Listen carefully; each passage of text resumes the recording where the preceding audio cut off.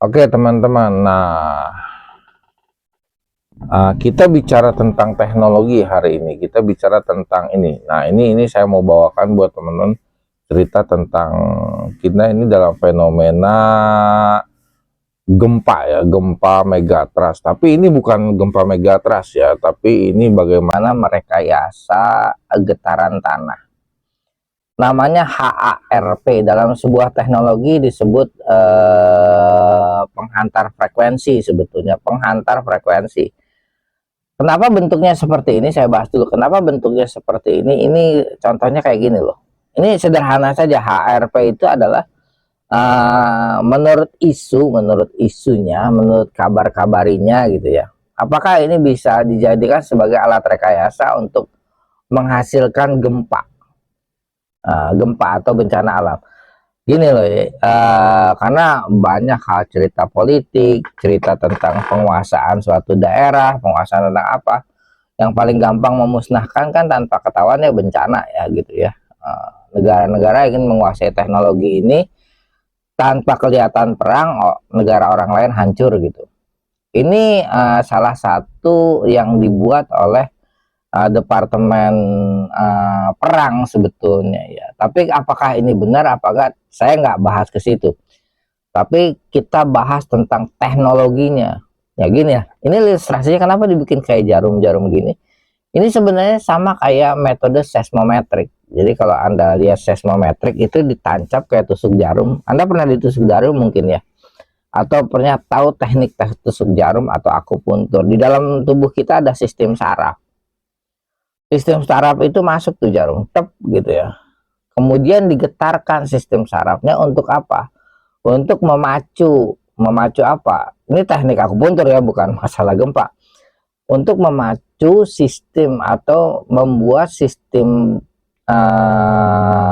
Jadi gini, kalau dalam ilmu akupuntur itu saya belajar sedikit dan saya memang bisa sedikit. Dia tusuk sedikit, kemudian dia gerakan. Kadang-kadang disentuh-sentuh. Buat apa? Dia memacu sistem saraf yang terhubung dengan organ tertentu untuk bekerja. Jadi memicu pekerjaan tersebut. Nah, makanya ada akupuntur, ada akupressure. Akupressure hanya diistilah saja untuk melihat dengan rasa nyeri tubuh akan merespon gitu. Dimana meresponnya di tempat-tempat yang kelihatannya memang banyak yang freezing, beku gitu, beku karena mungkin Anda terlalu terbiasa dengan diam, nggak bergerak atau apa, jadi tidak terpacu karena tingkat stres itu membuat sesuatu kaku ya. Nah itu salah satunya, tapi saya nggak bahas itu sebetulnya ya, saya bahas itu sebagai contoh. Jadi kalau ditusuk nih, apakah HARP ini sesuai sama seperti hal tersebut dalam tubuh manusia? Mirip, logikanya mirip, tapi nggak gitu ya. Nah HARP ini kayak seismometrik, jadi ditancap ke dalam tanah, kemudian lihat ada jala-jalanya di sini ya. Kita play, saya ambil dari YouTube. Jadi nah ini tuh ada jala-jalanya, kemudian ada cablingnya, kemudian ada frekuensi di situ ya yang digetarkan. Frekuensi itu ada dua macam yang di HARP itu. Satu adalah frekuensi yang ada di dalam tanah yang dia tusuk berjalan, bergetar di dalam tanah gitu ya, bergetar di dalam tanah. Tapi nilai getarannya apakah itu bisa jadi sebuah penilaian gempa besar atau tidak, saya belum ukur, saya belum tahu sampai sejauh mana frekuensi itu bisa menggetarkan. Kemudian ada frekuensi yang diambil dari atmosfer, udara. Jadi ini kalau Anda ngomong itu juga ada daya hantar. Ngomong di sini kedengar mungkin ya dalam jangka 5 meter, atau Anda teriak 10 meter, tapi terbatas kan, karena apa? Daya rambat frekuensi itu sampai ke ujung itu ada resisten, ada kekuatan rambat namanya ya.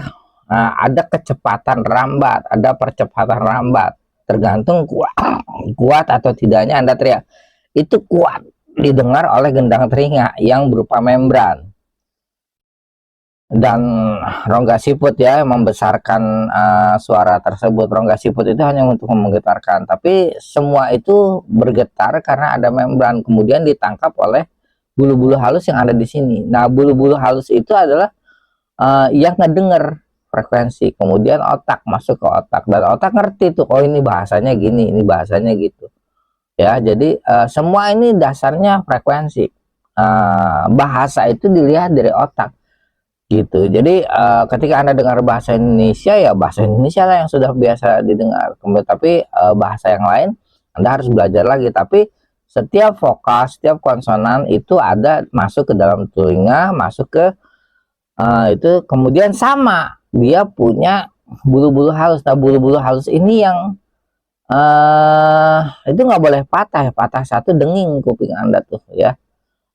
Patah satu ada masalah di kuping Anda tuh biasanya ya. Nah, itu sama seperti ini. Jadi bulu-bulu halus itu yang menerima kemudian masuk ke membran. Gitu ya. Sorry. Maksudnya membran, kemudian ada bulu-bulu halus nangkap, kemudian masuk ke rongga siput. Nah, itulah yang menyebabkan suara itu terdengar dan dioper ke otak. Sama halnya kayak harp. Harp itu sama. Jadi fungsinya itu ke atas, ambil frekuensi. Nah, ini frekuensi. Nah, frekuensi yang untuk apa? Nah, frekuensi yang ada di udara, daya hantar di udara. Orang sering salah bahwa oh frekuensi itu bisa dipancar. Enggak, yang bikin geter itu yang di bawah. Tapi frekuensi tangkapan itu yang di atas, gitu ya. Tangkapan itu yang di atas ternangkap.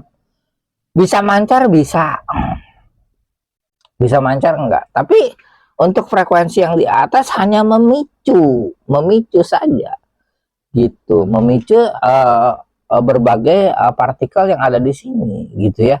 Bisa memicu. Karena begini, bumi itu sifatnya bisa menghantar listrik sampai ke udara ya ketika ada perubahan faktor di dalam bumi gitu. Nah, ini bicara frekuensi gitu ya. Nah, bergetarnya sesuatu, nah ini dia cerita tentang teknologi modern ya. Nanti Anda bisa baca sendiri tentang hal-hal tersebut. Nah, saya ceritakan tentang ilustrasinya biar lebih mudah karena mereka meneliti tentang berbagai frekuensi. Nah, isunya ada yang terlewat. Bukan isunya, saya hanya membatasi bahwa ini adalah model dari sebuah frekuensi yang memang digadang-gadang katanya memiliki nilai tertentu gitu ya. Digadang-gadang mempunyai nilai tertentu yang bisa menyebabkan gempa bumi gitu ya. Gitu. Nah, kita bicara tentang berbagai hal lain, tentang frekuensi ya. Jadi frekuensi itu bisa mempengaruhi berbagai hal. Nah, nih ini bicara tentang low frekuensi yang mungkin ada di dalam sebuah penelitian. Tapi saya mau cerita begini. Otak kita bicara tentang frekuensi tidak? Nah, otak kita juga sama sebetulnya ya. Bicara tentang frekuensi, di dalam otak kita ada frekuensi. Orang sering mengatakan berbagai hal tentang frekuensi, tapi orang juga nggak sadar bahwa ada fenomena zombie ya. Sekarang fenomena zombie, Anda mau tahu bahwa fenomena zombie itu bisa dibuat lewat frekuensi. Orang bisa jadi idiot kalau ditembak frekuensi sebetulnya. Kenapa? Karena ditembak seperti itu lebih gampang, nggak usah pakai drug sebetulnya kalau mau gitu ya. Karena otak kita itu stuck juga di frekuensi tertentu, tapi frekuensi seperti apa itu ceritanya lain. Nah, tapi cerita frekuensi ini banyak sekali tentang frekuensi di fisika. Frekuensi itu banyak. Jadi tinggal cerita frekuensi yang seperti apa nih, low intense frekuensi, high intense frekuensi atau apa. Nah, low ini juga akan menggetarkan. Logikanya begini, ketika Anda mendengar sesuatu suara, suara merdu, suara yang bagus, apa yang terjadi? Anda merasa Anda terstimulasi dengan nilai-nilai kebahagiaan, hormonal ya. Atau Anda dengar suatu lagu yang luar biasa, kayak hard gitu ya, rock gitu, apa adrenalin Anda tinggi. Sebabnya apa? Karena sistem saraf Anda terhubung sama nilai frekuensi penangkap frekuensi di otak yang bisa mengadopsi itu, kemudian mengambil sebuah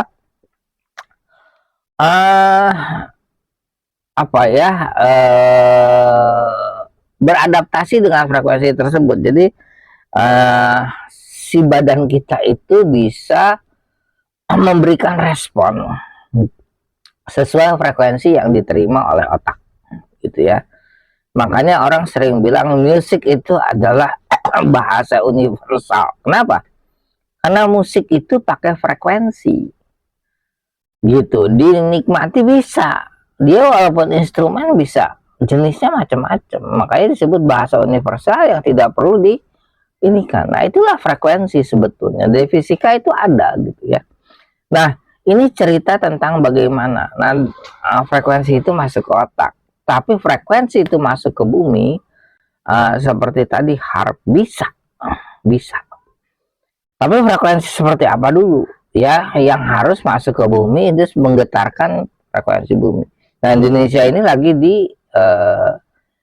digadang-gadang agak megatrust. Tapi megatrust itu dari pergerakan bumi di bawah ya, di bawah laut.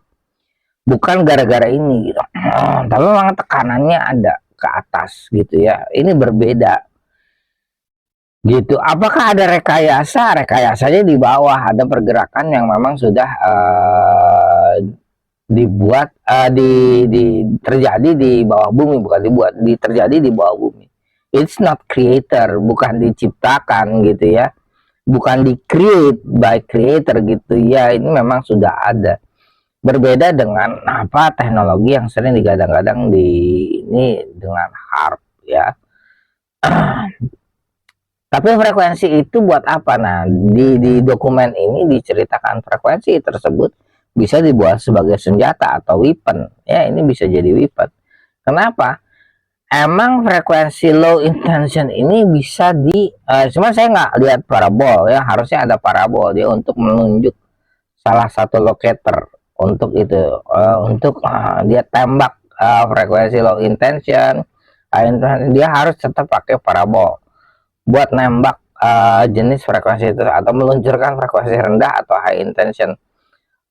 Kalau ini nerima ya, digetarkan gitu ya. Nah itu cerita tentang HRP dan pengaruh teknologi di dalamnya. Salah satunya adalah kenapa manusia bisa menciptakan ini. Ada istilah dalam bahasa Inggris mungkin playing God ya. Playing God itu berbicara tentang berbagai hal. Ini salah satunya memang diciptakan sebagai rekayasa frekuensi untuk melakukan berbagai hal gitu ya. Nah, teknologi udah sampai di situ. Kita ini mempelajari hal-hal sampai sejauh itu di fisik gitu ya. Apalagi sekarang teknologi udah digitalisasi, ini masih dokumen yang lama. Tapi memang dasar frekuensi ini seperti ini gitu ya, dasar frekuensi seperti ini. Nah, berbagai hal frekuensi dapat dipindah tergantung media ya. Ini masih pakai media atmosfer, masih lama sih sebetulnya, teknologi ini masih lama. Nah, yang baru ada sebetulnya teknologinya secara digital. Nanti kita bahas lagi. Cuma teknologi apa? Nah, lewat satelit lah ya. Nah, ini yang sering digadang-gadang tentang HARP ya. Jadi bagaimana cara bekerjanya? Ya, kita udah dengar, saya tadi udah jelaskan bagaimana tubuh orang itu pakai akupuntur. Ada akupuntur juga yang dialiri listrik ya, supaya mensimulasinya lebih cepat di dalam frekuensi tubuh manusia. Jadi ini yang disebut dengan teknologi. Nah, inilah yang menjadi sebuah concern. Saya tutup dengan bagaimana manusia itu memiliki pengetahuan itu memang diberikan kepada manusia. Jadi manusia itu awalnya memang diciptakan dengan 2 pohon, satu pohon kekekalan, satu pohon ilmu pengetahuan baik dan jahat kan. Nah, yang kita makan adalah ilmu pengetahuan yang baik dan jahat. Apakah iblis salah dalam memberikan keterangan bahwa Anda akan seperti Allah gitu ya? Ada kan tulisannya di situ ya. Nah, makanya ada istilah playing gods kan gitu ya, atau istilahnya Anda bermain-main seperti Allah gitu ya, atau seperti Tuhan ya. Nah, ini yang menyebabkan bahwa manusia itu bisa seperti ini. Nah, inilah teknologi di mana mau nggak mau ya lihat aja sendiri gitu loh. Bener nggak kata-kata itu? Benar, bahwa manusia bisa jadi pinter gitu ya. Pinter dan bisa menguasai, karena memang hukumnya gitu. Kuasailah bumi ini kan. Kemudian kuasai ya, taklukkan, kuasai, dan itu ada beberapa bahasa di dalamnya. Ini salah satu teknologi yang memang tercipta ya, tercipta dan memang dikembangkan terus-menerus. Salah satu budgeting paling tinggi di dunia, di dalam dunia modern ini adalah senjata, karena hidup kita dalam persaingan. Dan senjata apa yang mematikan tanpa Anda harus menombol memijit tombol perang tanpa orang tahu. Nah, ini salah satu senjata yang sulit untuk dibuktikan. Nah, kalau Anda mau tahu sulit dibuktikan juga ya, kadang-kadang kalau di Indonesia saya suka berselor ya, senjata yang paling senang dibuktikan sama orang di Indonesia kan santet ya. Nah, santet itu lewat frekuensi juga, saya bilang begitu ya. Nah, itu salah satu seloroh aja ya. Jadi ya, itulah teknologi ya yang nggak bisa dibuktikan. Wah, yuk nyerang negara saya secara massal pakai, tapi tidak ada bukti kan. Bukan seperti roket Anda serang. Nanti mungkin dunia berkembang dengan teknologi seperti ini ya. Makin lama makin orang makin ingin menaklukkan orang lain atau negara lain dengan ini. Nah, itu keterangan dari sebuah nilai teknologi yang selama ini ada. Oke, God bless. Mudah-mudahan pengetahuan ini membantu.